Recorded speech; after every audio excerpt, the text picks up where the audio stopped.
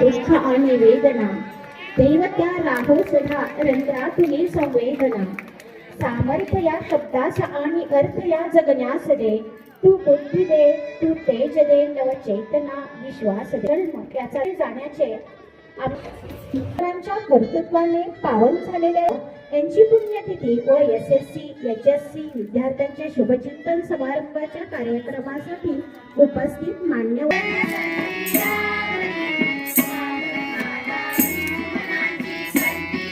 जागा दिली। त्यांचे वंशज वीरा तथा बाबासाहेब जाधवराव यांचा स्मृतिदिन, त्यांच्याही स्मृतीस विनम्र अभिवादन।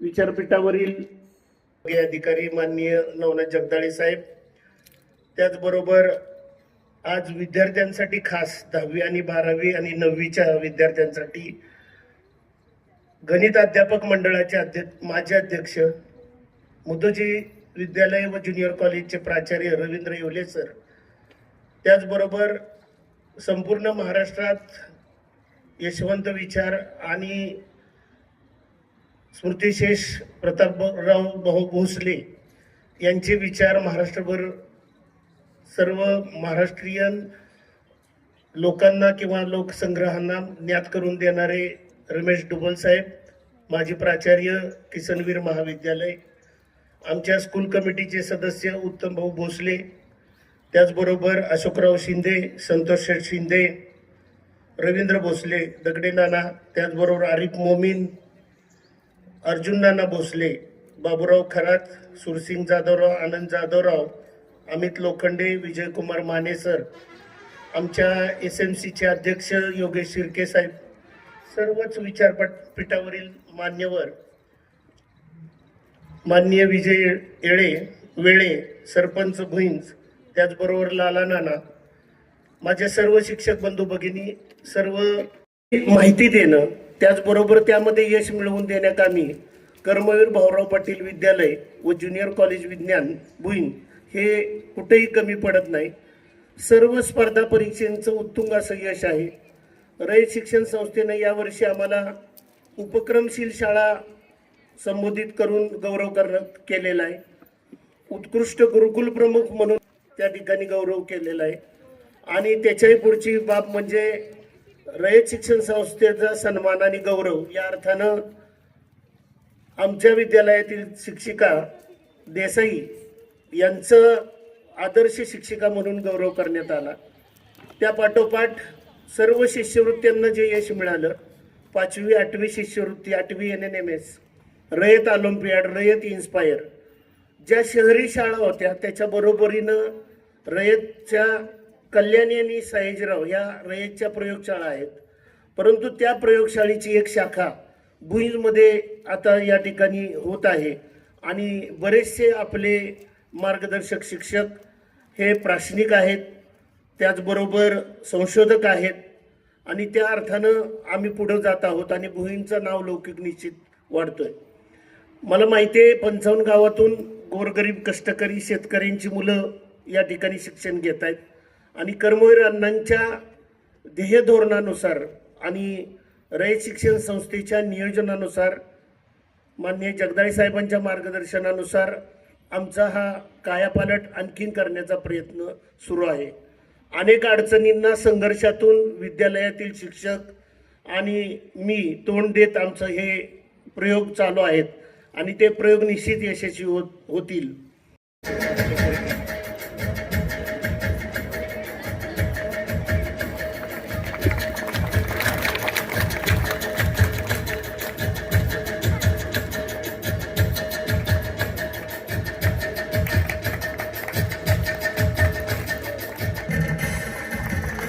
आजच्या कार्यक्रमाचे प्रमुख वक्ते माननीय श्री रवींद्र येवले सर,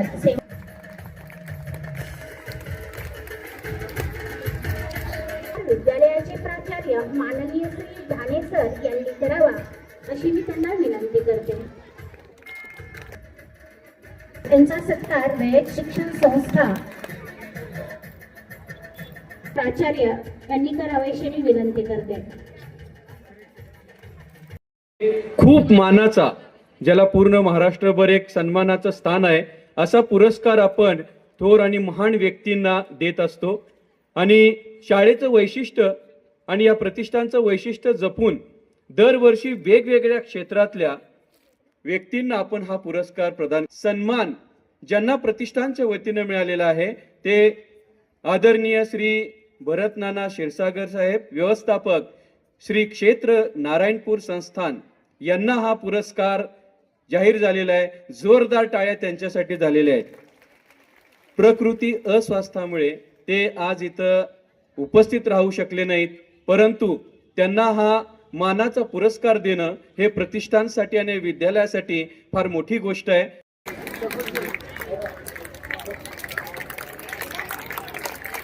राय साहेब यांना संस्था प्रतिष्ठानतर्फे त्यांचा सत्कार केला जातो आहे.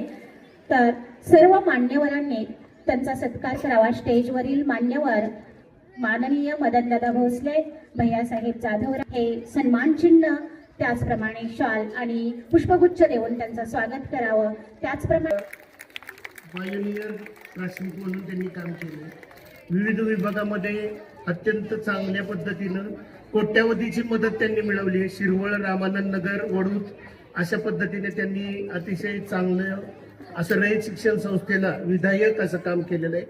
विद्यालयातर्फे आणि प्रतिष्ठानतर्फे त्यांचं मनपूर्वक हार्दिक अभिनंदन अशी मी त्यांना विनंती करते. क्लॅप्स क शिंदे मॅडम यांनी 20 वर्ष सेवा केलेली आहे. कुटरे इथून त्यांच्या नोकरीला सुरुवात झाली.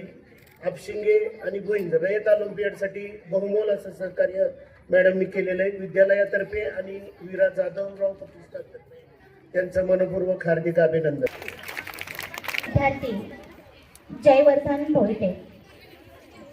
सर्व उपस्थित मान्यवर, विद्यार्थी मित्रांनो आणि सर्व उपस्थित शिक्षकवृंद आणि पालकांना माझा नमस्कार.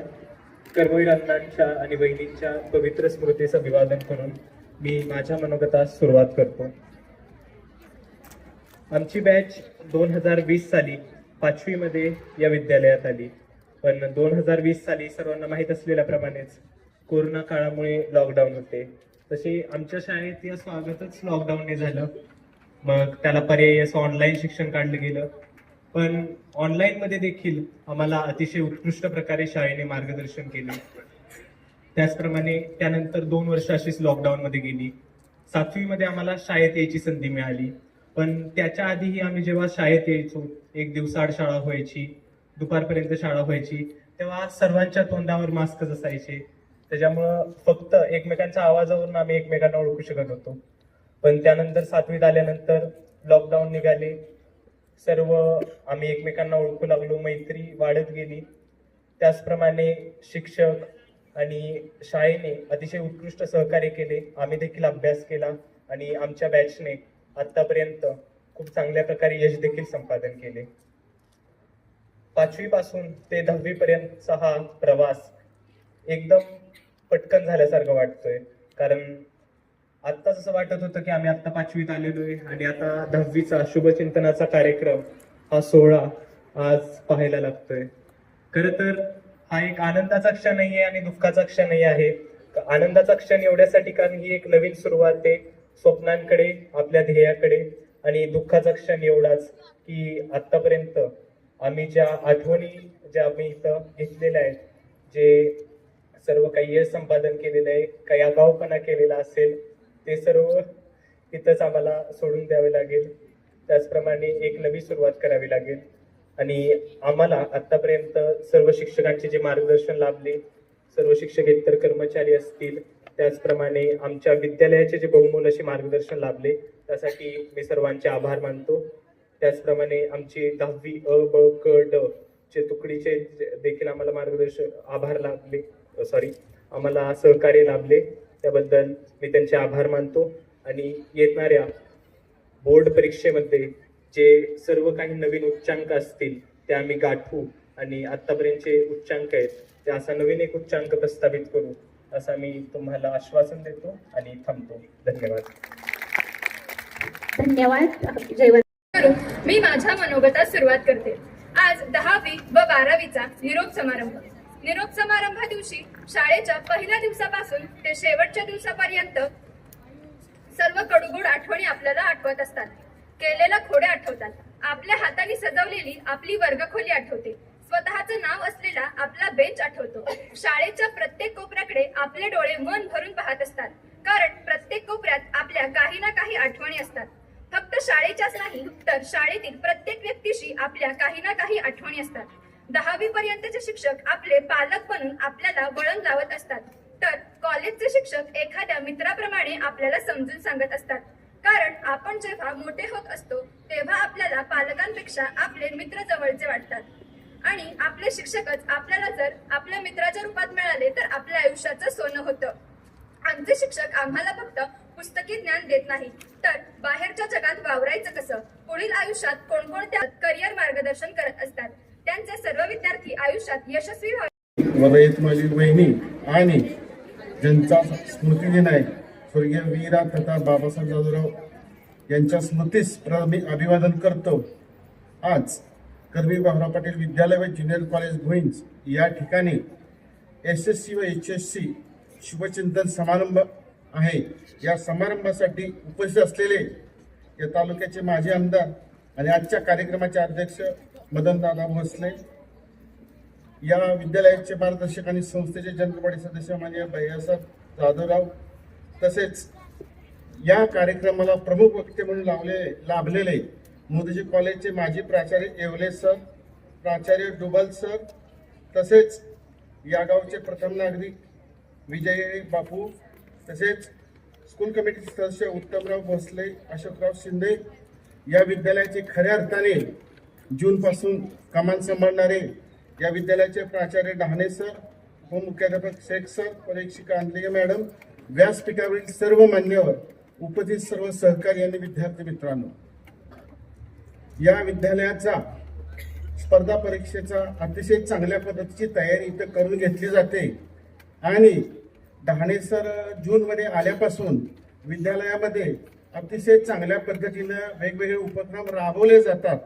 आणि विशेष सांगायचे म्हणजे दादा, यावर्षी या विद्यालयाला उपक्रमशील शाळा पुरस्कार मिळाला आहे, गुरुकुल प्रमुख पुरस्कार मिळाला आहे, तसेच गुरुकुल प्रमुख पुरस्कार, आणि याच विद्यालयाच्या मॅडम देसाई मॅडम यांना राज्य पुरस्कार मिळाला आहे. म्हणजे विद्यालयाची उत्कृष्टाकडे वाटचाल चाललेली आहे. याचा अर्थ इथं जे काम करणारे सहकारी शिक्षक आहेत ते अतिशय चांगल्या पद्धतीनं काम करत आहेत. विशेष सांगायचं म्हणजे ज्युनियर सुद्धा यावर्षी अतिशय चांगल्या पद्धतीनं JEE आणि NEETचं विद्यार्थ्यांचा सराव चांगला करून घेतलेला आहे. आणि मला सांगायला आनंद वाटतो की या वर्षामध्ये भैयासाहेब जाधवराव साहेबांनी मला कधीही फोन केला नाही की विद्यालयामध्ये अडचणी यायच्या. इतकं म्हणजे चांगल्या पद्धतीचं डहाणे सरच्या नेतृत्वाखाली काम चाललेलं आहे. आज जे विद्यार्थी 10वी आणि 12वीच्या परीक्षेला जाणार आहेत त्यांनी अतिशय चांगल्या आत्मविश्वासानं परीक्षेला सामोरं जावं. आपल्या समोर एक दिशा असावी की निश्चित आपल्याला कुठं जायचे, ही दिशा आपण आत्ताच निश्चित करावी. कुठल्याही परिस्थितीमध्ये अकॅडमीला 10वीतल्या किंवा 12वीतल्या विद्यार्थ्यांनी कुठल्याही अकॅडमीला जाऊ नका.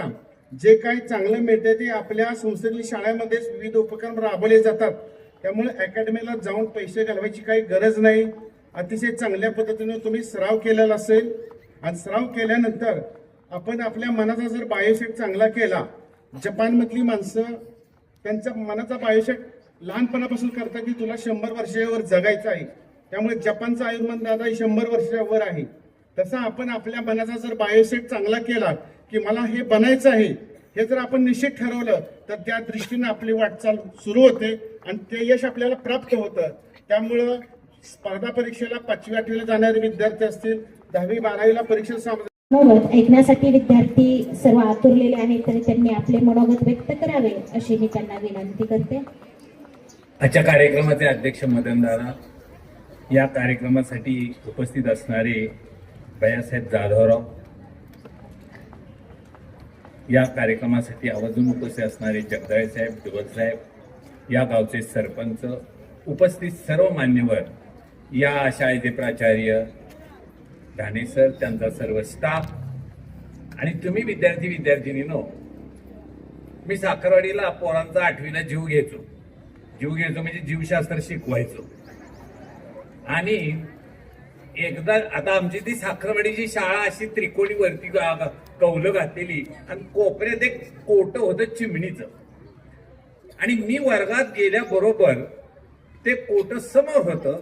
पोरं माझ्याकडे बघत होती पण मी त्या कोट्याकडे बघत होतो. कारण त्या कोट्यात एक चिमणी होती. ती चिमणी बाहेर आली, भुरकन एक फेरी मारली, कोट्यात गेली, आतनं एक पिलू बाहेर आलं, इकडे बघितलं, मागं सरलं. परत चिमणी बाहेर आली, भुरकन फेरी मारली, मागं गेली, पुन्हा पिलू आलं, इकडे बघितलं, पुन्हा मागं गेलं. तर म्हणजे किती वेळ चालणार आता. तिसऱ्यांदा चिमणी आली, भुरकन फेरी मारली, आत गेली, आतनं पिलू बाहेर आलं, इकडं बघितलं, माग सरलं, तसं भलतच घडलं. कारण चिमणीनं पिलाला पुढं ढकललं आणि पुढं ढकललं तसं मी एकदम म्हणलं पडलं. पोरं मध्ये काय पडलं कुणाच ठाऊक. पण मधीच भलतच घडलं. कारण ते पिल्लू मध्यावर आल्यावर त्यानं पंख उघडले आणि जोरात हलवले. तसं ते पिल्लू उडायला लागलं आणि ते असं उडत आलं आणि माझ्याच पुढे टेबलावर बसलं आणि माझ्याकडे बरं हा करतंय. मला म्हणतंय आता मला सुद्धा उडायला यायला लागलं. मुलांनो, चिमणीला सुद्धा कळतं की आपल्या पिलानं आपल्या पंखात बळ आल्यानंतर स्वतःच्या पंखाच्या बळावर आकाशात फेरी मारली पाहिजे. तर आपल्यासारख्या मुलांनी 10वी-12वीचं शिक्षण घेतल्यानंतर तुमच्या पंखात या शाळेनं या संस्थेनं जे बळ दिलेलं आहे त्या बळाच्या जोरावर तुम्ही तुमचं आयुष्य उभं करायला शिकलं पाहिजे. आणि हा विचार करण्याचा दिवस आजचा त्या अर्थानं महत्वाचा आहे. आजचा शुभचिंतन समारंभ मुलांना तुमच्या लक्षात आलं पाहिजे की आपल्या समोर आदर्श कसे असले पाहिजे. पहिल्यांदा स्वतःला ओळखता आलं पाहिजे. आपल्या भारतामध्ये खरं तर भारत ही रत्नाची खाण आहे, पण आपल्याला रत्न न दाखवता काचेचे तुकडेच जास्त दाखवणारी माणसं आहेत. आपण रत्न कधी हुडकतच नाही, खूप आहे. नासा संस्थेनं एक वेगळाच कार्यक्रम हाती घेतला होता. झाले त्याला एक 10-12 वर्ष. आणि तो कार्यक्रम असा होता की नासा आपलं एक यान पृथ्वीच्या भोवती सोडणार होतं. नुसतं सोडणार नव्हतं, पृथ्वीभोवती फिरणार होतं. नुसतं फिरणार नव्हतं, पृथ्वीची कक्षा तोडून मंगळाकडे जाणार होतं. दुसऱ्या ग्रहाकडे जाणारा हा पहिलाच प्रयत्न होता. आणि नुसतं मंगळाकडे जाणार नव्हतं, तिथं फिरणार होतं. नुसतं फिरणार नव्हतं, त्याला एक बग्गी जोडली होती. ती बग्गी बाहेर येणार होती. ती नुसती बाहेर येणार नव्हती, तर ती मंगळावर उतरणार होती. नुसती उतरणार नव्हती, तर तिथून फोटो काढून पृथ्वीवर पाठवणार होती. मंगळाची माहिती मिळणार होती. सगळ्या जगाचं लक्ष लागलं होतं. आता काय घडणार? पहिल्यांदाच माणूस आपल्या पृथ्वीची कक्षा तोडून जातोय. सगळेजण बघत होते. अमेरिकेला तर गर्वानं अमेरिका फुगलीच होती. प्रचंड पैसा खर्च केला होता. आणि ते यान निघालं, पृथ्वीभोवती फेरी मारली, ते पृथ्वीची कक्षा तोडून मंगळाच्या कक्षेत गेलं. मंगळाच्या कक्षेत फिरायला लागलं. सगळ्यांना एवढा आनंद झाला की विचारता सोय नाही. सगळे शास्त्रज्ञ एक टक बघत होते आणि ती बग्गी बाजूला झाली. बग्गी बाजूला झाल्याबरोबर त्याला खूपच आनंद झाला आणि ती बग्गी अलगद मंगळावर उतरली. माणसाच्या या उत्क्रांतीमधला हा सगळ्यात महत्वाचा टप्पा होता. आणि उतरल्यानंतर तिथल्या शास्त्रज्ञांनी विचारलं, त्याला आता कमांड द्यायची का की ती बग्गी चालू होणार आणि आपल्याला फोटो पाठवणार? सगळ्या शास्त्रज्ञांनी सांगितलं द्या त्याला कमांड. आणि मित्रांनो, त्या बग्गीला कमांड दिली, पण बग्गी काय चालू झाली नाही. का चालू झाली नाही? पुन्हा दुसरी कमांड दिली, बग्गी काय चालू होईना. आता काय करायचं? सगळे शास्त्रज्ञ हवालदिल झाले. आता काय करायचं? 24 तास संपल्यानंतर मात्र शास्त्रज्ञांनी म्हटलं आता काहीतरी वेगळं करायला पाहिजे. ह्याचं कारण असं होतं, 72 तासात जर ती बग्गी चालू झाली नाही तर ती कधीच चालू होणार नव्हती. म्हणून त्यांनी हा प्रश्न जगाच्या व्यासपीठावर टाकला की कोण असा एखादा आहे का की याला कोणती कमांड दिल्यानंतर ही बग्गी चालू होईल. आणि सगळ्या जगातले शास्त्रज्ञ त्याचा विचार करायला. भारत हा सुद्धा त्यातलाच एक देश. त्यातलं महाराष्ट्र हे त्यातलं एक राज्य. त्यातला बुलढाणा नावाचा जिल्हा, तिथला लोणार नावाचं एक गाव आणि त्या गावात दराडे नावाचा एक सामान्य मुलगा. त्यानं हे बघितलं, प्रचंड बुद्धिमान. मित्रांनो, काय करता येतं ह्याचा एक उत्कृष्ट नमुना आहे. आणि त्याच्या लक्षात आलं, अरे ही बग्गी चालू करायची असेल तर ही कमांड दिली तर बग्गी चालू व्हायलाच पाहिजे. आत्मविश्वास. पण नुसता विश्वास असून चालत नाही, तो प्रत्यक्षात अंमलात आणला पाहिजे. त्यांनी ताबडतोब ती कमांड कोणाला टाकली, पुण्याला कळवली. पुण्यातल्या शास्त्रज्ञ बघत अरे ही वेगळी कमांड नाही, द्या पाठवून ती मुंबईला गेली. मुंबईने बघितली. आता सगळ्या शास्त्रज्ञांना माहित होतं वेळ कमी आहे. मुंबईच्या शास्त्रज्ञांनी इस्रोला दिल्लीला पाठवली. दिल्लीच्या शास्त्रज्ञांनी बघितलं अरे वेगळी कमांड आहे, द्या पाठवून नासाला. नासाकडे कमांड गेली. नासाचे शास्त्रज्ञ वाटच बघत होते, कारण जर नाही ही बग्गी चालू झाली तर त्या 3 गोष्टी वाईट होणार होत्या. 1, अमेरिकेचं नाक कापलं जाणार होतं. 2, केलेला प्रचंड अमेरिकेचा पैसा वाया जाणार होता. आणि 3, त्यांना खूप मोठे कष्ट त्यांचे वाया जाणार होते. ती कमांड आली आणि मित्रांनो ती कमांड दिली आणि बग्गी चालू झाली. मित्रांनो आता मला तुम्हाला प्रश्न विचारायचा आहे, ती बग्गी कोणत्या देशानं तयार केली? बोला की. अमेरिकेने केली. त्यासाठी खर्च कोणत्या देशाने केला? वरती यान कुणी पाठवलं? मंगळापर्यंत कुणी नेलं? बग्गी कुणी उतरवली? पण चालू कुणी केली? भारतात. कारण भारतातली पोरं तेवढी चालू आहेतच, पण ती नको तिथं चालू केली करतात म्हणून घोटाळा होतोय. म्हणून मुलांना लक्षात ठेवा, आयुष्यात मी करतोय ते बरोबर करतोय का चुकीचं करतोय हा विचार ज्याला सुचतो तो खऱ्या अर्थानं सुशिक्षित असतो. नुसतं शिक्षणानं नुसतं पुस्तकं घेतली आणि डिग्र्या मिळवल्या म्हणजे सुशिक्षित होत नाही. चांगलं काय वाईट काय, मी काय करायला पाहिजे, मी या वयात काय करायला पाहिजे. विद्यार्थी आहात तुम्ही, विद्येसाठी विद्यार्थी. मी माझ्या जेवढी जास्तीत जास्त विद्या मिळेल तेवढी मी घेणार. असं हायवेनं खाली जा, कृष्णा नदी लागेल, पाणी भरपूर आहे, वरनं उडी टाका, पण इकडे काय घेऊ नका. कारण वेगळा विचार करण्याची क्षमता आमची संपलेली आहे. मुलांना ती तुमच्याकडे आहे आणि जो वेगळा विचार करतो ना तोच शास्त्रज्ञ होतो हे तुम्हाला कळलं पाहिजे. आणि ही बुद्धिमत्ता भारतीयांच्याकडे प्रचंड प्रमाणात आहे. म्हणून मला तुम्हाला सांगायचंय की अरे तुम्ही जिद्द बाळगून आला, तुमच्या समोर आदर्श चांगले पाहिजेत. चेन्नई पूर्वीचं मद्रास, आत्ताचं चेन्नई, एक पोरगा अतिशय गरीब होता पण शिकायची दांडगी हौस, कोणतरी मोठं बनायचं अशी त्याची प्रचंड जिद्द. पण गरिबी काय करायचं मित्रांनो, ज्याला मोठंच व्हायचंय ना त्याला कुठलाही अडथळा येत नाही. आणि ज्याला काहीच करायचं नाही ना ते सारखं काहीतरी कारण सांगत असतं. आपल्याकडे एक म्हण आहे, नाचता येईना, व्हेरी गुड, आणि स्वयंपाक येईना वली लाकडी. बरोबर. त्या मुलानं ठरवलं मी मोठा होणारच आणि तो दैनिक निर्णयांच्या घरी टाकायचा आणि त्याच्या पैशावर शिक्षण घेत होता. 10वी मॅट्रिक चांगल्या मार्काने पास झाला. मला एमपीएससीला युपीएससीला बसायचंय, मला कलेक्टर व्हायचंय, मला कोणता तरी प्रशासकीय अधिकारी व्हायचंय, ही जिद्द त्यानं त्या दृष्टीनं अभ्यास केला, प्रचंड अभ्यास केला, रात्रीचा दिवस केला. आणि त्याच्या परीक्षेची दिनांक निश्चित झाली आणि गाव मिळालं हरिद्वार. आता चेन्नई एका टोकाला, हरिद्वार दुसऱ्या टोकाला. ही घटना घडून 125 वर्ष झाली असतील. आता तिथं जायचं कसं? मार्ग एकच, रेल्वेनं. पण रेल्वेनं तिथंपर्यंत पोहोचण्या एवढे पैसे नव्हते. आता मी कसा जाणार? मला तर तिथं प्रवेश मिळणारच आहे पण मी कसा जाणार? बहीण धावून आली. बहीण म्हणली काळजी करू नको, माझ्या गाड्यातलं सोन्याचं लॉकेट घे, मोड, त्याचे पैसे घे आणि जा, पण तू मोठा हो. ह्याला म्हणतात बहीण, याला म्हणतात बहिणीचं भावाचं प्रेम.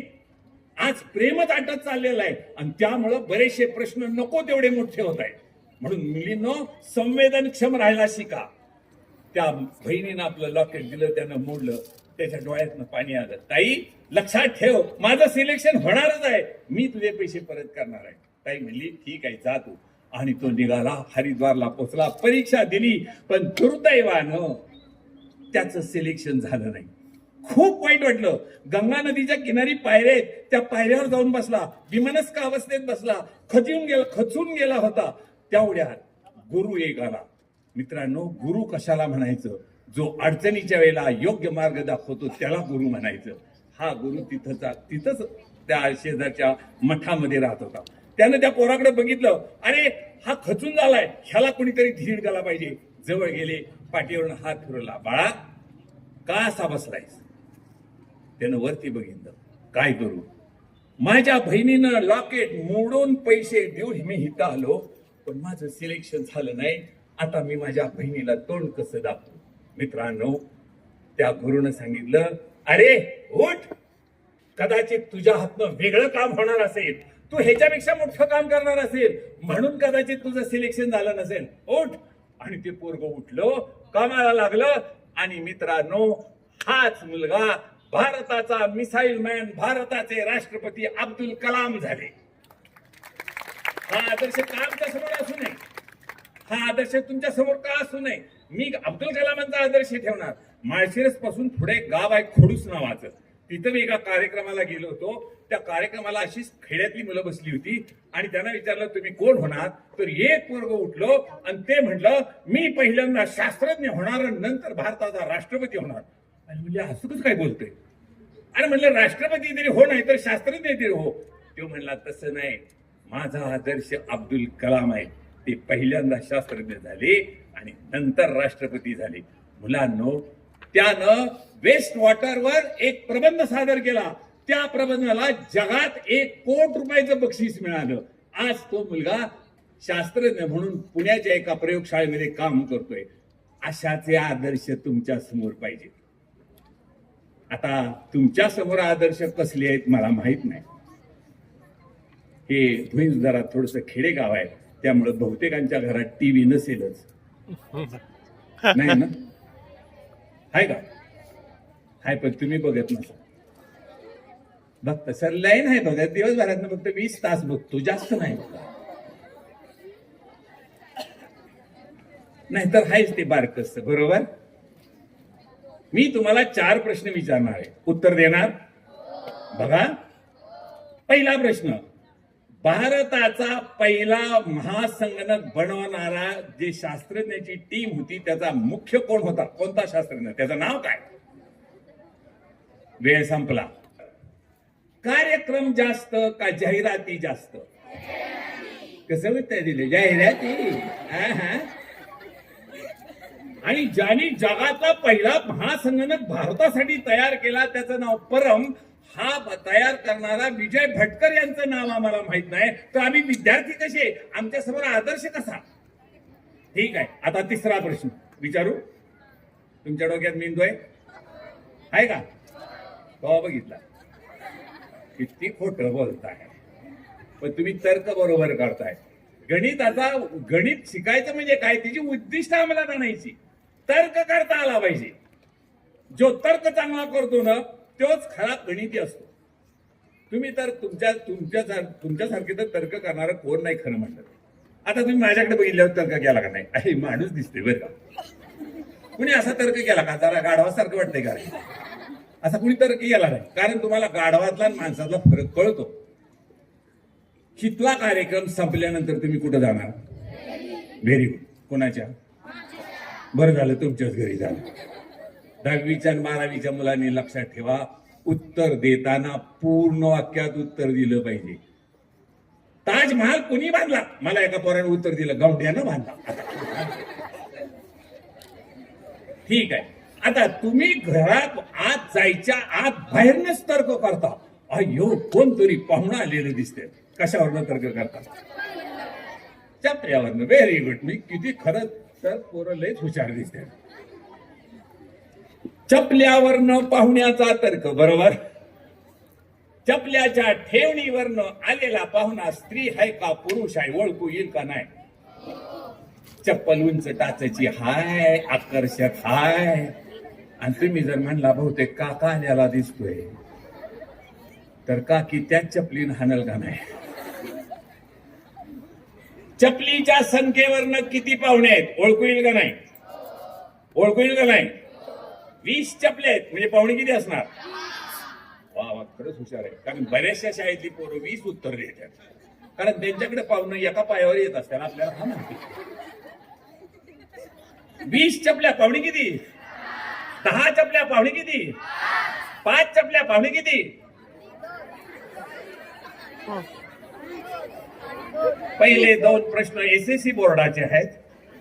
आणि तिसरा प्रश्न स्कॉलरशिपचा आहे. तर्क करता आला पाहिजे. फलटण पासून एक राजाळे नावाचं गाव आहे, तिथून एक सरडे नावाचं बारकसचं गाव आहे. त्या शाळेमध्ये मी एकदा गणिताची माहिती द्यायला गेलो होतो.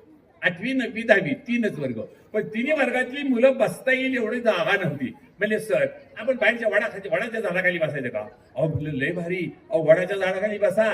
याच वडाच्या झाडाखाली रयत शिक्षण संस्था स्थापन करणारे कर्मवीर भाऊराव पाटील जन्माला आले, त्या झाडाखाली आपल्याला शिकायचे. Very good. आणि मग ती तिन्ही मुलं तिथं बसली, तिन्ही वर्गातली मुलं तिथं बसली. तेवढ्या शेजारी मराठी शाळा होती, तिथले शिक्षक आले. म्हणजे सर आजची पोरं बसू का? म्हणलं बस की त्याला का होतंय. आणि मग 1ली ते 10वी पर्यंतची पोरं बसली. आणि मी तिथं म्हणलं 20 चपल्या पावणे किती? 10 चपल्या पावणे किती? 5.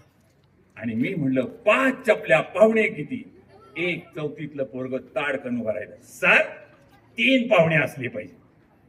आत्मविश्वासानं बोलत होतो. म्हणलं कसं 3 पावणे असणार? सर त्यातला 1 पावणा लंगडा असला पाहिजे. तर्क बरोबर आहे का नाही? तर्क बरोबर आहे का नाही? म्हणलं शाबास, ही थोडं मोठंपणी गणितीच पाहणार. बरोबर.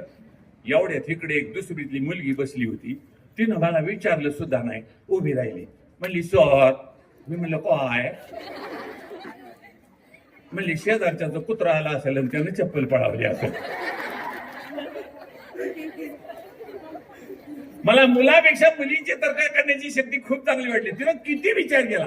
ती असं नाही म्हणली सर शेजाऱ्याचा बैल आला असेल आणि चप्पल पळावली. बैल कधी चप्पल पळवतो का? चप्पल पळवणारा प्राणी कुत्रा. आणि तो कुत्रा किती चप्पल पळवतो? एकच चप्पल पळवतो. 2 चपल्या पळवणारा प्राणी वेगळा आहे. अरे वा, हसताय म्हणजे तुमच्या ओळखीचा दिसतोय. तर्क करता आला पाहिजे. गणित ह्याला म्हणायचं तर्क करता आला पाहिजे. मुलांनो, अशा पद्धतीनं गणिताचा वापर करा. विज्ञान तुम्ही शिकला, पण तुम्ही ह्या 2 प्रश्न विचारलं, 3ऱ्या प्रश्नाचं उत्तर झटकन दिलं की ह्या जाहिराती जास्त असतात. आता मी विचार करायला सांगतो, थोडा उशीर लागेल, की जाहिरात खऱ्याची करावी लागते का खोट्याची करावी लागते? विचार करा थोडासा. टीव्हीवर अशी कधी जाहिरात आली आहे का? आई वडिलांच्यावर प्रचंड प्रेम करा अशी कधी जाहिरात आली आहे का? खूप अभ्यास करा, रात्रीचा दिवस करा, शाळेतल्या गुरुजनांचं प्रामाणिकपणे राहा, समाजाशी प्रामाणिक राहा आणि तुमचं आयुष्य तुम्ही घडवा अशी कधी जाहिरात आली आहे का? ज्या देशात तुम्ही जन्माला आलाय, ज्या देशाचं तुम्ही खाताय, ज्या देशानं तुमच्यासाठी अनेक वीरांनी प्राण गमावलेले आहेत, त्या देशावर प्रेम करा अशी काही जाहिरात आली आहे का? टीव्हीवर जाहिरात, मी हे लावते आणि तुम्ही लावायला सुरुवात करा. म्हणजे टीव्ही काय करते? लावा लावी करते. आणि एवढं करून ती थांबते नाही, थांबते पुन्हा काय करते? हसू नका. याच्यामध्ये तुम्ही विज्ञान शिकता. विज्ञानाच्या 4 पायऱ्या: प्रश्न निर्माण होणं, निरीक्षण करणं, अनुमान काढणं, त्याप्रमाणे वागणं. तुम्ही जाहिरात बघितली, निरीक्षण केलं. काय निरीक्षण केलं? आंघोळ करत असताना तिनं साबण लावला आणि तिच्या अंगाला श्वास यायला लागला. बरोबर. पण ह्याच्यावर तुम्ही त्याच्यापासून काय शिकता? आता मी दररोज एकदा साबण लावत असेल तर आता 10 लावता. म्हणजे जी वडी 30 दिवसात संपत असेल ती 10 दिवसातच संपणार. मुलींनो, तुमच्याकडे बघून तुमचे वडील दिवस रात्र कष्ट करत असतात. जरा आठवण ठेवा त्याची. पायाच्या टाचा झिजलेल्या असतात पण नवी चप्पल घेत नाहीत. आतला बनेन फाटलेला असतो पण नवा बनेन घेत नाहीत. कारण माझी मुलगी शिकली पाहिजे, तिचं आयुष्य घडलं पाहिजे, ती चांगली व्हायला पाहिजे, ती चारित्र्य संपन्न व्हायला पाहिजे. हा विषय ठेस काढणार असाल तर ह्यात तुम्ही कुठंतरी चुकताय. मुलींनो, खूप शिकला तरी विचार करायला शिका. माझ्यासाठी कुणी काय केलंय त्यांच्याशी मी कृतज्ञच राहणार. मी वडिलांच्या शिवाय कुणाचं ऐकणार नाही. कारण त्यांनी माझ्यासाठी खूप कष्ट सोसले. हे जर मुलांना कळणार नसेल तर काय शिकून उपयोग होणार आहे? म्हणून तुम्ही परीक्षेला चाललाय, तुम्हाला यश मिळणार आहे, तुम्ही कष्ट केलेलेच आहेत. पण त्या यशाचं रूपांतर सेवेमध्ये होणार आहे का नाही हा सगळ्यात महत्वाचा प्रश्न आहे. नागपूरच्या MBBS कॉलेजला मेडिकल कॉलेजला रिझल्ट लागला. त्यांचे प्राचार्य समोर आले, सगळी मुलं बसली होती. रिझल्ट लागला आणि एक मुलगा पहिला आला. त्याचं नाव त्यांनी जाहीर केलं. त्याचं नाव प्रकाश. सगळ्यांनी टाळ्या वाजवल्या, उभा राहून सगळ्यांनी टाळ्या वाजवल्या आणि त्याचं अभिनंदन केलं. एक मुलगी ती ही MBBS पास झाली होती. ती प्रकाशकडे आली आणि प्रकाशच्या समोर हात जोडून राहिली. प्रकाश, हे तुझे हार्दिक अभिनंदन. नाही, तुझं खास हार्दिक अभिनंदन. ते म्हणला ठीक आहे, आभारी आहे, पण म्हणलं मला एक तुझं मागणं मागायचंय. मुलगी म्हणतीये, MBBS झालेली मुलगी म्हणतीये, मला तुझ्याकडे एक मागणं मागायचंय. ती म्हणली काय? ती म्हणली मला तुझ्याशी लग्न करायचंय. असं म्हटल्यावर एखादा पोरगा असता तर हातात हात घेऊन कवाच पळून गेला असता. पण मित्रांनो, जगात आपलं ध्येय निश्चित करणारी माणसं खूप आहेत. ते आहेत म्हणून जग चाललंय, ह्याच्यावर विश्वास तुमचा बसला पाहिजे. तो प्रकाश म्हणला, त्या मुलीचं नाव होतं मंदाकिनी. मंदाकिनी, माझ्याशी लग्न करणं हे व्रत आहे, लक्षात ठेव. मी अशा ठिकाणी माझा दवाखाना काढणार आहे की जिथं कसल्याच सुविधा नाहीत, तिथल्या माणसांना काही दोन वेळचं खायला मिळत नाही, तिथं मला सेवा करायची आहे. मंदाकिनी, तिथं तुला राहायला घर असणार नाही, तिथं तुला गॅस असणार नाही, तिथं तुला झोपायला गादी असणार नाही, कॉट असणार नाही, हॉस्पिटल असणार नाही. तिथं तिथल्या लोकांना मला सेवा करायची आहे. मी तिथं माझा दवाखाना काढणार आहे. तुझी तयारी आहे का?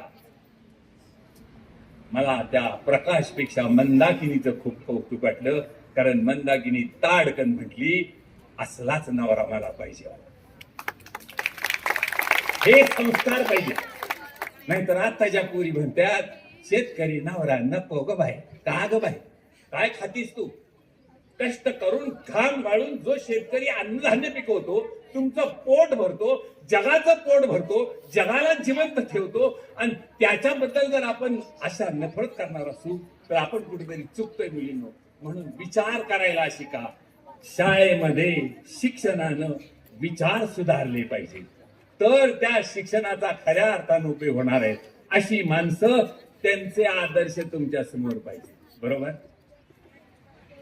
नाहीतर ह्या मुलींच्या आदर्शी मी बघितलं जात साबानच लावत्या.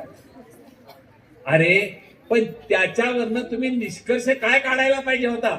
साबण लावल्यानंतर तिच्या अंगाला सुवास आला तर एखादा खरा विज्ञान शिकणारा विद्यार्थी त्याच्यातनं निष्कर्ष असा काढणार की साबण लावल्यावर ज्या तिच्या अंगाला सुवास येतोय त्या ती आंघोळीच्या अगोदर ही वास मारत असली पाहिजे. एखादा विद्यार्थी खाली उतरतो, त्याला वाटतं ही फंगरी बाजूला टाकली पाहिजे, कुणाची तरी ही सायकल पंक्चर होईल, असा विचार करून तो सेवाभावी सुद्धा राहतो. मुलांनो, हे आपल्याला कळलं पाहिजे, तर आणि तरच ह्या शिक्षणाचा फायदा होणार आहे, तर आणि तरच समाजाला तुमच्याबद्दल आदर वाटणार आहे. तुमच्याकडं आज बघून आम्हाला खूप असं वाटतंय की हे उद्याचे आधारस्तंभ आहेत. हे आधारस्तंभ जर टिकायचे असतील तर यांनी चांगल्या पद्धतीनं विचार करायला शिकलं पाहिजे. आज दुर्दैवानं ही प्रसार माध्यम तुमच्या विचाराचं प्रदूषण करतायत. हवेचं प्रदूषण चालेल, पाण्याचं प्रदूषण एक वेळ चालेल, अन्नाचं प्रदूषण एक वेळ चालेल, पण विचाराचं प्रदूषण देश खलास करतात. आणि या विचाराच्या प्रदूषणातनं तुम्हाला वाचायचं असेल तर त्याच्यासाठी तुम्ही विचारी बनलं पाहिजे, तुम्ही याच्यापासून लांब राहायला पाहिजे.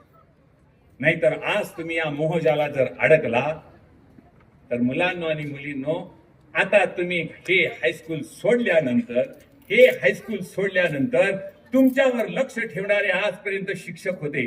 काल का आला नाहीस, कुठे गेला होतास, पालकाला घेऊन ये असे म्हणणारे शिक्षक होते. उद्या हे असणार नाही. आता तुम्हालाच तुमचा विचार करायला पाहिजे. आणि म्हणून मी तुम्हाला सांगतोय, उद्या तुम्ही मोठं शिक्षण घ्यायला जाल त्यावेळेला तुमचं चारित्र्य जर धोक्यात येणार असेल, तुम्ही मुलींनी जर आपल्या नाकासमोर न चालता जर तुमच्या हातनं काही मोहजाला तुम्ही अडकणार असाल तर त्याची शिक्षा तुम्हाला भोगावी लागेल. मुलांनी सुद्धा व्यसनापासून दूर राहायला पाहिजे, ते यासाठी. कारण कुठला मित्र कसा भेटेल सांगता येत नाही. ज्याला व्यसनच करायचे त्यांनी एक गोष्ट करा, पुणे मुंबई मार्गावर एक हॉस्पिटल आहे, ते हॉस्पिटल त्याची दारं सदान कदा बंद असतात. मी एकदा त्या हॉस्पिटलचं दार उघडून त्यांना सांगितलं मला आज जायचंय, आणि आत गेल्यानंतर ज्यांना खरोखरच व्यसन करायचंय त्यांनी तिथं जा. आत गेल्यानंतर तिथली तुमच्यासारखी तरुण पोरं बघितल्यानंतर अक्षरशः रडू यायला लागलं. कारण कारण कुणाचं बुबुळ बाहेर आलंय, कुणाचं कानातनं पू बाहेर येतोय, कुणाचं जीभ बाहेर पडली आहे, कुणाला नरड्यातनं नळ्या घालून पाणी पाजतायत. अरे हे काय झाली अवस्था? ही तरुण पोरं तुमच्यासारखी आहेत. कुणी आणून सोडलं? त्यांच्याच आई वडिलांनी आणून सोडलं. कारण नको त्या व्यसनाच्या आहारी गेली आणि त्यांना कॅन्सरनं झपाटलं. आज एड्स सारखा रोग सुद्धा तुमची वाट बघतोय. म्हणून याच्यावर वाचायचा मार्ग एकच आहे, तो तुमच्या हातात आहे. तुम्ही या मोहजालापासून लांब राहायला पाहिजे. मी एकनिष्ठ राहणार. अरे राम आमचा आदर्श असेल तर राम एक बाणी होता बरोबर, एक विचनी होता बरोबर, पण तो एक पत्नी तो होता. म्हणून तो आदर्श तुमचा असला पाहिजे. तर एड्स सारखा रोग तुम्हाला कधी त्रासच देणार नाही. मित्रांनो, मला एका मुलीनं, सातारच्या मुलीनं आमच्या इथे एक मोठं सेमिनार होतं आणि तिथं सातारच्या एका कॉलेजची मुलं आली होती, आमच्या मधुजी कॉलेजची मुलं आली होती. आणि त्यांना व्याख्यान दिल्यानंतर मी म्हटलं की ह्या मुलींना हे वय आहे की ह्या वयात मोहात अडकून कदाचित हे वयाला नाही शक्यता आहे. म्हणून त्यांना एखाद्या मराठी शाळेला खोलीत बसवलं आणि त्यांना थोडीशी एड्सची माहिती दिली. मी बाहेर असा उभा होतो, संध्याकाळी 7ची वेळ, आणि दोन मुली माझ्यापाशी आल्या. एक चष्मा घातलेली होती, एक साधी होती. त्या 2 मुलीपैकी चष्मा घातलेली मुलगी म्हणली, सर, म्हणलं काय तुमचं हे व्याख्यान मला गेल्या वर्षी काय ऐकायला मिळालं? आता म्हणलं मला कसं माहिती, मी गेल्या वर्षी दिलं नाही तर कसं काय म्हणलं, असं का म्हणते? त्यावेळेला तिच्या डोळ्यातून पाणी आलं आणि तिनं सांगितलं, सर, माझ्या हातनं गेल्या वर्षी एक चूक झाली की ज्या चुकीचं प्रायश्चित्त आज मी भोगतेय. मी एड्सनं आज मी HIV पॉझिटिव्ह आहे. सर, माझ्या हातनं माझा भाऊ त्याचा मुलगा घेतला तर हिसकून घेतोय की तू रोगी आहेस. मित्रांनो, खूप मोठा अपमानास्पद जीन आहे. सर, मला डॉक्टरनी सांगितलंय 6 महिन्यापेक्षा तू जास्त जगू शकणार. आणि ती रडायला लागली. म्हणलं रडून आता काय उपयोग आहे? पण तिनं ताडकन सांगितलं, सर, पण मला तुमच्याकडनं एक वचन पाहिजे. म्हणलं कसलं वचन पाहिजे? तुम्ही देणार म्हणून सांगा. माझ्यासारखं देणं असेल तर मी देणार.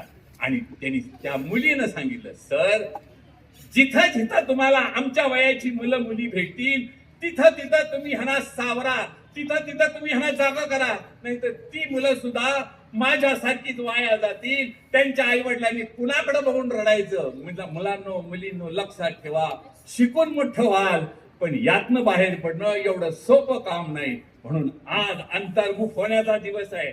आज तुम्हाला शुभचिंतनाचा दिवस आहे. तुमचं जर शुभ होणार व्हायचं असेल तर ते तुमच्या हातात आहे. नुसतं शुभचिंतन देऊन तुमचा पेपर सोपा जाणार असं वाटतंय? मला सांगा, तुम्हाला शुभेच्छा देऊन पेपर सोपा जाईल का अभ्यास करून पेपर सोपा जाईल? हा, मग हे जर एवढं कळत असेल तर तुमचं आयुष्य तुम्हाला उभं करायचं असेल तर मी कशा कशापासून लांब राहायला पाहिजे हेही शिकलं पाहिजे.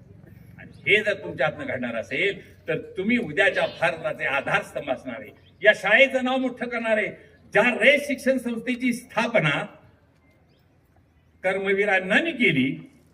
पण मुलींनो, मी तुमच्यासाठी मुद्दाम खास सांगतो की मुलींच्या डोळ्यातल्या, स्त्रीच्या डोळ्यातल्या अश्रूची किंमत काय असते. कराडमध्ये जेवायला बसले होते, काही पाहुणे आले होते. एक मुलगा जेवायला बसला होता, त्याचं लग्न झालं होतं, त्याचे वडीलही जेवायला बसले होते आणि त्याची बायको वाढत होती. आणि पाहुण्याने विचारलं, तुमचा मुलगा काय करतो?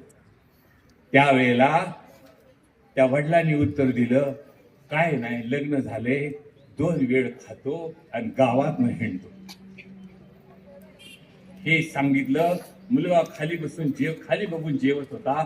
एवढ्यात त्याची बायको चपाती का काहीतरी वाढायला आली आणि ती त्या मुलाच्या ताटात वाढत असताना त्या ताटात 2 पाण्याचे थेंब पडले. ते त्या मुलीच्या डोळ्यातनं पडले. ती त्याची बायको होती. ते 2 थेंब बघितल्याबरोबर ते पोरगं ताडकन उठलं, बस आता मी काहीतरी करून दाखवणार.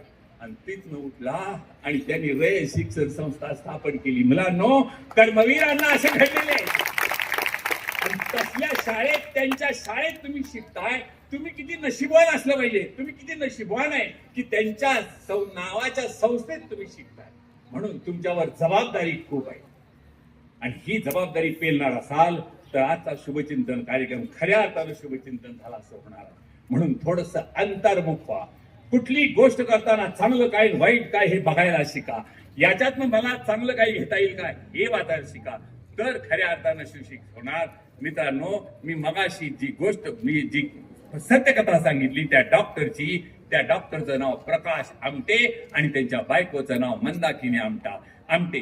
त्यांनी हेमल कसाच्या ठिकाणी मोठं हॉस्पिटल आता उभं केलेलं आहे. पण पहिल्यांदा तिथे गेले त्यावेळेला झोपल्यानंतर अंगावरनं साप जात होते. झोपल्यानंतर वाघ येऊन शेजारी बसत होता. पण ते त्यांचे मित्र बनले. ज्याला काम करायचं ना त्याला कोणाची भीती नसते. अशांचे आदर्श तुमच्या समोर पाहिजेत. असे आदर्श तुम्ही समोर ठेवा. मोहापासून लांब राहा. अरे स्वामी विवेकानंदांचा आपण आदर्श ठेवतो, पण स्वामी विवेकानंद गुरुशी किती एकनिष्ठ होते.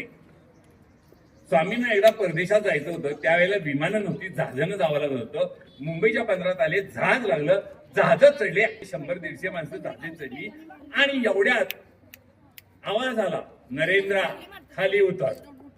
अरे कोणच दिसत नाही, कोण मला असं म्हटलं. अरे हा माझ्या गुरुचा आवाज आहे, त्या तिथे पाळला पाहिजे. खाली उतरले. ते जहाज निघून गेलं. दुसरं जहाज लागलं, त्यात बसले.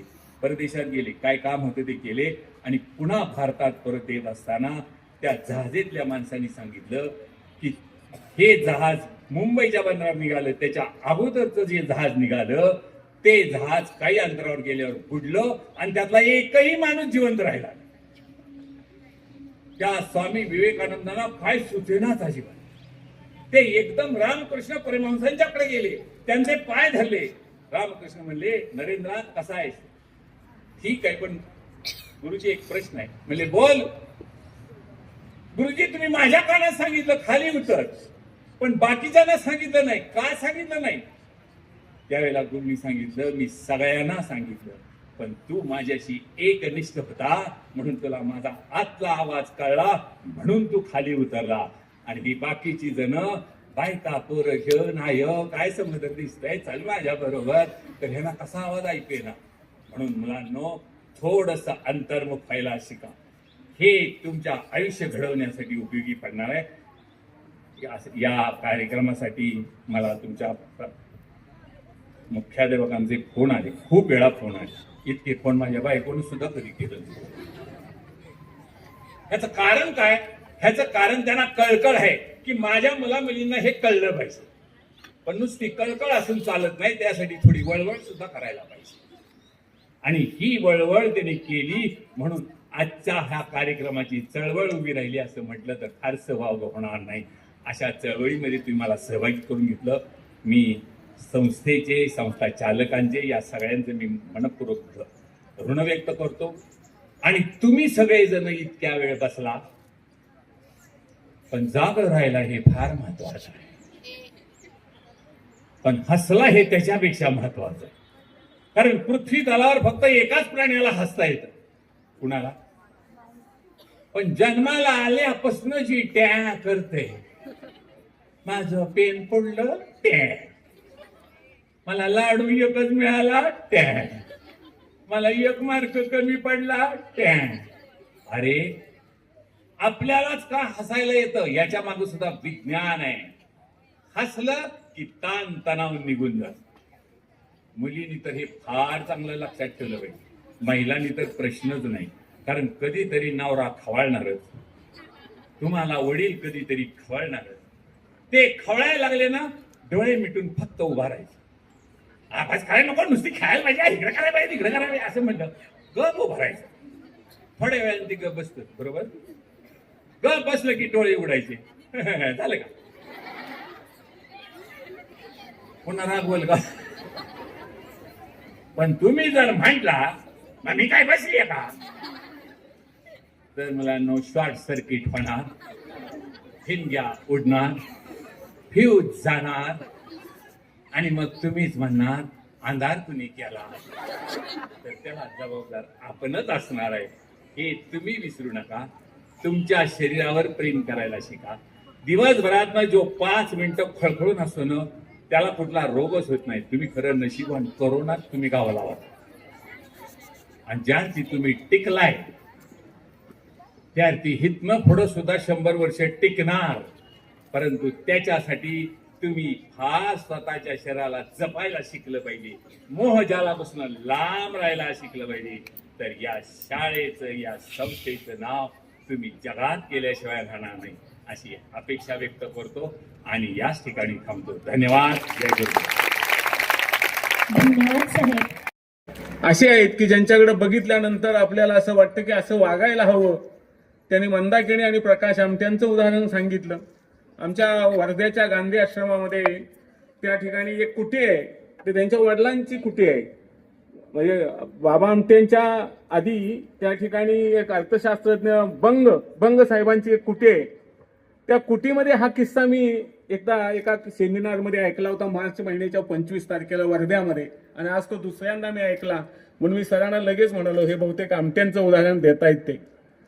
बंगसाहेबांचं उदाहरण असं आहे की बंगसाहेब गांधींना आले आणि म्हणाले की अहो मला लंडनला जायचं, मी BA MA इकॉनॉमिक्स झालेलो आहे. ते म्हणाले कशाला जात आहे लंडनला, काय करणार आहे. म्हणले शेतीचा अभ्यास करणार आहे. चला म्हटले माझ्याबरोबर फिरत फिरत. ते त्या नदीच्या कडेनं असे फिरत फिरत गेले आणि एका शेतकऱ्याला म्हणाले किती जमीन आहे तुझी. तिकडे शेकड्यानं जमीन आहे त्या ठिकाणी विदर्भामध्ये लोकांना. तर ते म्हणले आहे बरीचशी आहे, एक 25 एकर जमीन द्या म्हणले यांना. आणि म्हणले जमीन करा तुम्ही कसा, आणि मग म्हणले अभ्यासाला लंडनला जा, म्हणजे जमीन शेती काय आहे ते कळेल. आयुष्यभर अभय बंगांचे वडील तिथं राहिले आणि त्यांनी तिथं राहून हे बंग नई तालीम ह्या शाळेमध्ये शिकलेले आहेत, जिथं अजून कौलाची ती कुंभारी कौलाची घरं जी आहेत गांधींच्या आश्रमातली, आणि त्याच्यातून अभय बंग घडले. तर एक्सटेन्शन ऑफ ज्याला आपण म्हणतो गांधीइझम तो तिथं आहे. तसं शाहू महाराज आणि महात्मा फुल्यांचा एक्सटेन्डिझम काय असेल तर ते रयत शिक्षण संस्था आहे. त्या महाराष्ट्रामधल्या बऱ्याचशा खानदानी घराण्यांनी बरेच मोठी दान केली जमिनी. त्याचं कारण त्यांच्यामध्ये प्रेरणा ही शाहू महाराजांच्याकडून आली. कारण राजा असून सुद्धा गोरगरिबांच्या आणि महारामांगांच्या मुलांसाठी शाळा चालू करतो आणि मग आपण पण ते दिलं पाहिजे. माझा स्वतःचा असा म्हणणं आहे आणि मत आहे, मी इथं मानतो कारण जबाबदार लोक आहेत या ठिकाणी, की चळवळ चालू झाली या ठिकाणी. त्या चळवळीचं अपत्य म्हणजे रयत शिक्षण संस्था आहे. आणि त्या रयत शिक्षण संस्थेला या भुईंसारख्या गावामध्ये तात्यासाहेब जाधवराव सारख्या एका खानदानी ग्रहस्थांनी, एका जबाबदार माणसानी आपली जमीन देणं हे साधी गोष्ट नव्हती त्या काळामध्ये. त्या काळामध्ये नॅशनल हायवे एवढा होईल असं कोणाला वाटलं नव्हतं, पण निदान रस्ता तर या ठिकाणी होताच हायवेचा. कारण 1965 साली या रस्त्यावरती खडी होती असं मी एक जणाकडून ऐकलं, म्हणजे इथं भुईंचमध्येच ऐकलं भाऊंच्याकडे. 65 सालामध्ये खडी होती. हे मुलांना पटणार नाही सांगून की सुधारणा काय झाल्या आणि आज आपण कुठं आलो आहोत म्हणून. मला आता या ठिकाणी एवढंच सांगायचं की भाऊराव पाटलांचं फार मोठं काम या सातारा जिल्ह्यामध्ये विशेषतः महाराष्ट्रामध्ये आहे. पण वाई तालुक्यातले 2-3 मुद्दे मी सांगून मी माझं 2 शब्द संपवणार आहे. या घराण्याचा जसा भाऊराव पाटलांना मदत केली भुईंचमध्ये आणि शाळा उभी राहिली, तसंच तुम्हाला असं दिसेल की भाऊराव पाटलांची संस्था एकदा अडचणीत आली. इतक्या अडचणीत आली की 48 साली जाळपोळी झाल्या आणि अण्णांच्या पाटलोची भोसले नागझरीचे DP भोसले ज्यांच्या नावानं कॉलेज आहे, आणि तिसरे होते मानसिंगराव जगताप इनामदार केंजळचे. या तिघांनी याचा विचार भरपूर केला. या तिघांनी खूप मोठी, जसं जाधवराव कुटुंबाने मदत केलेली आहे तशी ह्या तिघांनी पण रयत शिक्षण संस्थेला खूप मदत केलेली आहे. अण्णा आजारी होते, आमच्या 2-3 वेळा अण्णा आजारी होते. 1952 साली माझ्या माहितीप्रमाणे रुकडीला बॉम्ब ही झाला. विद्यार्थ्यांचं प्रबोधन करण्याचं फार सुरेख काम असं दोघेही अजून करतायत. येवले सर, डुबल सर, आमचे ग्रामपंचायतीचे सरपंच विजय बापू, त्यांचे सर्व सहकारी, व्यासपीठावर उपस्थित असलेले सत्यवानजी भोसले, संपतअण्णा, मोहनाबा, ज्यांनी हा योग घडवून आणला त्यांचे भैयासाहेब, व्यासपीठावर उपस्थित असलेले सर्व मान्यवर, उपस्थित सर्व स्टाफ, विद्यार्थी विद्यार्थिनी आणि विशेषतः ज्यांना शुभेच्छा द्यायच्यात ते SSC आणि HSC ला सामोरे जाणारे सर्व विद्यार्थी. येवले सरांनी सहज गमतीने असं म्हटले की मी डाणे सरांना म्हटलं तर मला 5वीला प्रवेश देता का. उत्तरही त्यांनीच दिलं की ढाणे सर म्हणतील इथून बाहेर जा, रस्त्यानं पुढे गेलं की कृष्णा नदी लागते, तिथं पुलावर उभे राहा आणि तिथून उडी मारा. पण एवढे सर तुम्हाला एक सांगतो, आता काय तुम्हाला 5वीला प्रवेश देता येणार नाही, पण भुईंच्या रयत शिक्षण संस्थेची हायस्कूलशी तुम्हाला कायमस्वरूपी जोडून ठेवण्याचं काम प्राचार्य नक्की करतील, त्याची गरज आहे. तुम्ही इतक्या छान मुलांना मार्गदर्शन या ठिकाणी केले. मुलांनी आयुष्यात नेमकेपणानं काय केलं पाहिजे, आपली जडणघडण होण्यासाठी कुठल्या गोष्टींना प्राधान्य दिलं पाहिजे, या सगळ्या गोष्टींचा या ठिकाणी त्यांनी उल्लेख केलेला आहे. आजचा कार्यक्रम हा संयुक्त कार्यक्रम आहे. स्वर्गीय वीरा उर्फ बाबासाहेब जाधवराव स्मृती प्रतिष्ठान आणि रयत कर्मवीर भाऊराव पाटील हायस्कूल या दोन्ही संस्थांच्या वतीनं हा संयुक्त कार्यक्रम या ठिकाणी होतोय. वीरा जाधवराव प्रतिष्ठानच्या वतीनं दिला जाणारा पुरस्कार भरत नाना क्षीरसागर यांना देण्यात आला. आज नाना प्रकृती अस्वस्थ्यामुळे आपल्यामध्ये नाही, पण नाना आज असते तर आणखी प्रबोधनामध्ये निश्चितपणानं भर पडली असते. मी नानांचं मनपूर्वक अभिनंदन करतो. ज्यांचा आदर्श शिक्षिका म्हणून या ठिकाणी सन्मान ट्रस्टच्या वतीनं करण्यात आला, त्यांचंही मी मनापासून अभिनंदन करतो. अतिशय उज्ज्वल परंपरा जपलेलं हे हायस्कूल येणाऱ्या काळामध्ये सुद्धा त्याच उंचीवर राहील, किंबहुना अधिक मोठ्या प्रमाणामध्ये नवी पिढी घडवण्यामध्ये अग्रेसर राहील, अशा स्वरूपाची अपेक्षा व्यक्त करतो. आणि तुमच्या सोसण्याची परीक्षा न पाहता विद्यार्थी शेवटी टाळ्या वाजवत आहेत, आनंद घेत आहेत, पण काही चेहरे असे आहेत की आता हे कधी थांबवता याची वाट पाहत आहेत. तर थांबा म्हणण्याची वाट पाहण्यापेक्षा तुम्हा सगळ्यांना मी मनपूर्वक हार्दिक शुभेच्छा व्यक्त करतो. या कार्यक्रमाला उपस्थित राहता आलं याचा आनंद व्यक्त करतो आणि थांबतो. धन्यवाद. जय हिंद, जय महाराष्ट्र. सर्वप्रथम रयत शिक्षण संस्थेचे संस्थापक डॉक्टर कर्मवीर भाऊराव पाटील आणि सौ वहिनी तसेच स्वर्गीय बाबासाहेब जाधवराव यांच्या प्रतिमांना वंदन. आपल्या कर्मवीर कुटुंबाचे आधारस्तंभ आणि आपले मार्गदर्शक आदरणीय श्री भैयासाहेब जाधवराव साहेब, या ठिकाणी व्यासपीठावरील आजच्या कार्यक्रमाचे अध्यक्ष माजी आमदार माननीय श्री मदनदादा भोसले साहेब, तसेच संस्थेचे रयत शिक्षण संस्थेचे मध्य विभागाचे विभागीय अधिकारी आणि आमचे मार्गदर्शक आदरणीय श्री जगदाळे साहेब, तसेच सौ वहिनी, आपल्या विद्यालयाचे प्राचार्य आणि आपले मार्गदर्शक आदरणीय श्री ढाणे साहेब, या संयुक्त कार्यक्रमाचे प्रमुख वक्ते माननीय श्री येवले साहेब, तसेच माननीय श्री डुबल साहेब, व्यासपीठावरील सर्व ज्येष्ठ आणि श्रेष्ठ मंडळी. ज्याप्रमाणे एखादं वाक्य